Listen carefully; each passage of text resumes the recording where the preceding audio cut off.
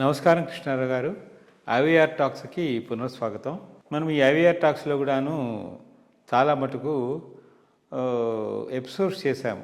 ఎవరైతే ఈ corrupt officers ఉన్నారో, ఇంజనీరింగ్ చీఫ్, వాటర్ వర్క్స్, లేకపోతే ఎల్సీ డిపార్ట్మెంట్, ఎవరెవరైతే పెద్ద పెద్ద అంటే ఆదాయానికి మించిన ఆస్తులు కలిగి ఉన్నారో అలాంటి వాళ్ళని గవర్నమెంట్ పట్టుకోవడము, ఇది చేయడం, అదంతాను ఇది చేసాం. దీని మీదకి ఈ దశగానే ఉండడానికి కోసం అని చెప్పి 21 జూలై నాడు Andhra Pradesh chief secretary G Sai Prasad గారు ఒక జీవో పాస్ చేశారు. ఇలా ఏ ఆఫీసర్లు ఉంటారో వాళ్ళ మీద ఒక నిఘా పెట్టమని.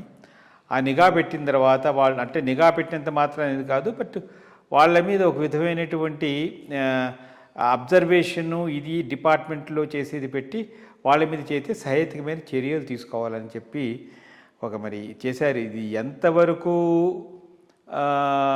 సక్సెస్ అవుతుంది? ఎందుకంటే చాలా మటుకు ఇలాంటివన్నీ ఏమైనా పెడితే గబుక్కుని ఏమైనా ఉన్నాయనుకోండి, ఇప్పుడు మనం గవర్నమెంట్లో కూడాను ఈ సిబిఐలు ఇవి అవన్నీ ఉన్నాయినా లీక్ అయిపోతూ ఉంటాయి. వీళ్ళు ఫలానా వాళ్ళ దగ్గరికి వస్తున్నారంటే before the right takes place, income ట్యాక్స్లో అయినట్టు ముందర వచ్చినట్టు వీళ్ళ మీద వస్తే వాళ్ళు జాగ్రత్త పడడానికి దానికి అవసరం ఉంటుంది.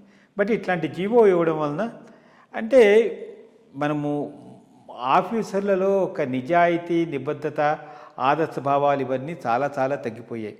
ఇవేంటంటే వాళ్ళు అభివృద్ధి చెందడానికి, అట్లాగే రాజకీయంగా ఉండే నాయకుల్ని సాటిస్ఫై చేయడం గురించి వాళ్ళు తింటే నేను తిన్నాను తప్పే ఉందనే ఉద్దేశంతో వీళ్ళు కూడాను పెద్ద పెద్ద తిమింగిలాల కింద తయారవుతున్నారు.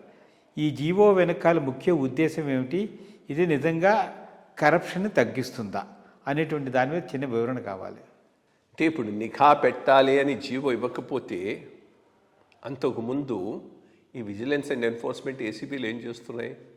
వాళ్ళ అజెండా, వాళ్ళ బేసిక్ ఆబ్జెక్టివ్ ఇదే కదా, నిఘా పెట్టి ఎక్కడైతే ఇది ఉందో దాన్ని చేయటం. దీనికోసంగా స్పెషల్గా జీవో ఇచ్చినంత మాత్రాన ఆగిపోయేటటువంటిది కాదు, దానివల్ల ఏదైనా ప్రభావం ఉండేటటువంటిదని నేను అనుకోవటం లేదు.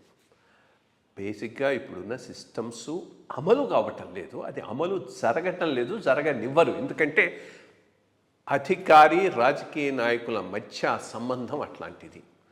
అదే నేను ఒక మాట కూడా చెప్తూ ఉంటాను, నిజాయితీ పరుడైనటువంటి రాజకీయ నాయకుడు కూడా అవినీతి పరుడైన ఆఫీసర్నే ఫేవర్ చేస్తాడు. ఎందుకంటే ఎంత నిజాయితీ పరుడైనా మళ్ళీ ఎలక్షన్లు అయ్యేటప్పుడు డబ్బులు కావాలి, అది ఎవడు సమకూర్చగలిగితే వాడికే ఫేవర్ చూపెట్టేటటువంటి పరిస్థితులు ఉన్నాయి.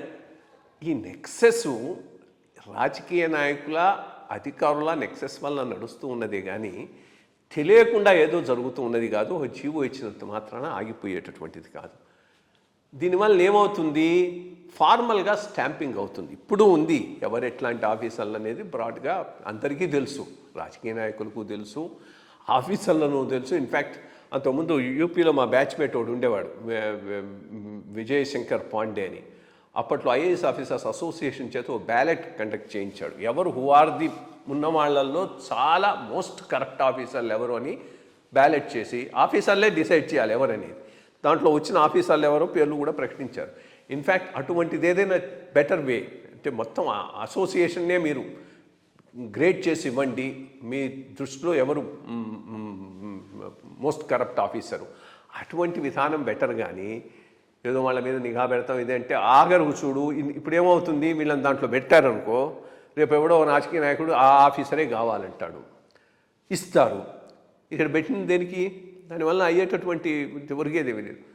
ఓవరాల్గా ఈ ఎలక్షన్స్, ఫండ్స్, రాజకీయ నాయకులు, అధికారుల నెక్సెస్, విచ్చలవిడితనాన్ని అరికట్టేటటువంటి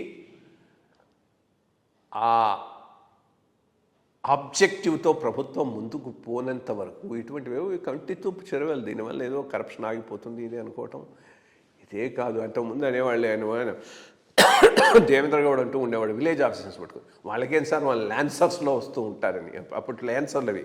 ఇప్పుడు నేను చూసిన ఏ టాసెల్లాని చూసినా వాడు వచ్చేది లేటెస్ట్ వెహికల్స్లో వస్తూ ఉంటారు.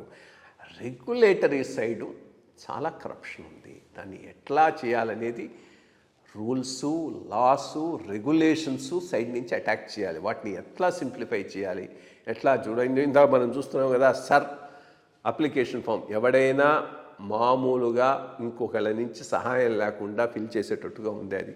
అంత అప్లికేషన్ ఆఫ్ మైండ్ లేదు బేసిక్గా ప్రభుత్వం ఆఫీసర్ల స్టేజ్లో.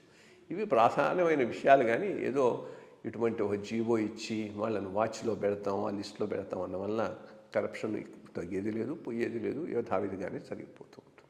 అదే ఒక నానుడి నాకు గబుక్కుని గుర్తుకొస్తాను మీరు అంటుంటే, దొరికితే దొంగ లేకపోతే దొర. అట్లాగా అది ఉద్యోగులే కాదు, రాజకీయ నాయకులు కూడాను చేస్తారు. మరి వాళ్ళని నిఘా చేసి పెట్టేవాళ్ళు, మరి మీరు అన్నారు కదా ఈ ఏవి పని చేయట్లేదని చెప్పేసి.